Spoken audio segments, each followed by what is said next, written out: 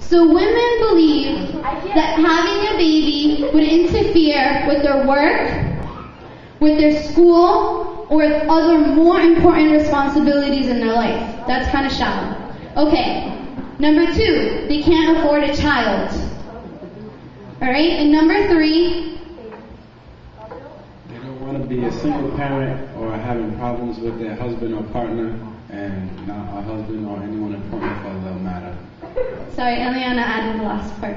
Okay, so the last reason is they don't want to be a single parent.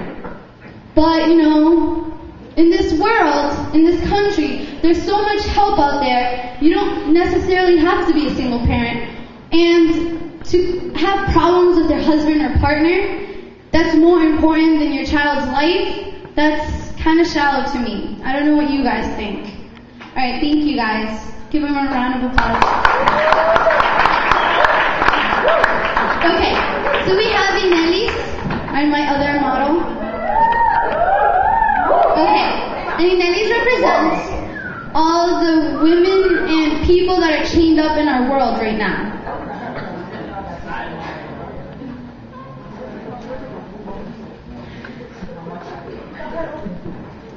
I just also want to say that I'm proud of all of you guys that stood out there today and took in the cold and all the insults and, you know, all the stuff that other people did to you, because you guys shined a light to something in this country that's put to the side. It's taboo. Nobody ever wants to talk about abortion. They'd rather talk about everything else possible but abortion. People talk more about sex and pornography than mothers killing their own children. People talk about stupid things, about how today it kind of hit me when my mom came home and she's like, oh, were you guys on the news? Like, I mean, there was kids, like we were at least 50 people standing outside in cold, and the news didn't come, you know, how they're like the first ones on the scene, NBC or ABC, they're like their little trucks and the satellites, and they're like, what do you think? Like, nobody came up to us. But I don't know if you guys are up on your current events, but there's like this huge thing going on NBC about like Conan O'Brien on the late night show, and like Jay Leno, and how all this stupid late night show drama is going on. And then on Monday, people were protesting like Save Coco, which is Conan O'Brien, and like it was like 15 guys like standing outside protesting. They're like, oh, keep Coco, save him. Like, the news prefers to hear about saving Coco, like Conan O'Brien, who's like, I love him, but still, like, really? Then talking about abortion. Like, do you know what I mean? Like, what's more important? A stupid TV show or babies being killed? And abortion isn't something humane. Like, it's not like putting down your dog. Like, they don't get a shot and like it falls asleep and then it's dead. Like, that's how you know, when you go to the vet and your dog gets old, that's how it happens. Like, oh, he wanted peace. No, these babies do not go in peace. Poor David can feel pain. He can feel touch in his mother's stomach. I mean, Pablo. I call him David. Pablo. He can feel him. Where is he? Does anybody have him? Don't steal him from me. Where is he? Alright. This is my child. Alright. Whenever you're done, just pass it to this side too, please. I don't know if you guys comprehend how big it is. People talk about 9/11, how devastating that was. How we all cried and we became one nation. We all united after 9/11. But why don't we all unite against babies? You know? The Holocaust. That was a huge massacre of millions of people. But abortion Holocaust has surpassed the Jewish Holocaust that happened more than 37 years ago. We are all living this. We should all stand up because our motto this year is no man left behind. That also includes the babies, the children. Yes, your friends are out there in the world and they look like this. They're chained up, they're blind, and they can't talk because the world just takes them, eats him alive. We all look normal, but our spirits look like this. It's all the sins that we carry upon us.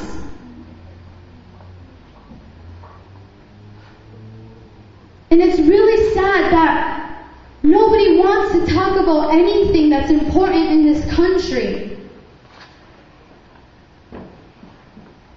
I just want you today, or whenever you get a chance, just Google abortion.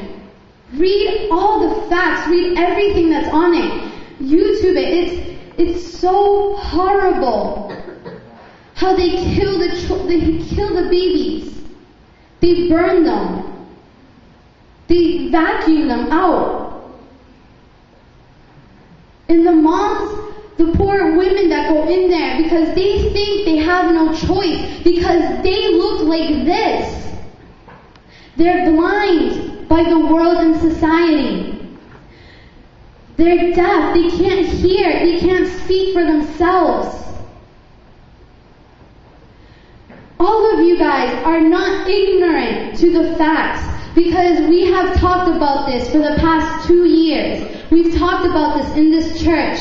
None of you guys are ignorant to the fact of what's going on in this world. Maybe you don't care right now about a baby being killed. It's not hurting you, right? You don't care. You don't know them. But did you know that the man that was supposed to cure cancer was sent a long time ago, but his mom had an abortion instead? The woman that was supposed to find the cure for AIDS was also sent down to this world, but her mom decided to have an abortion.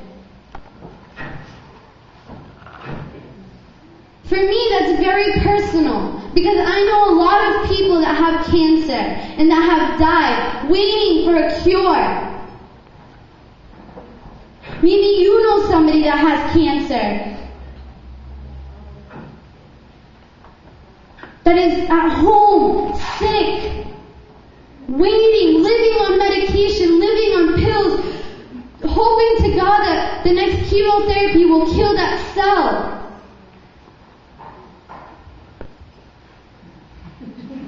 She got tired. Her chains are too heavy. This is the only way I can keep her quiet.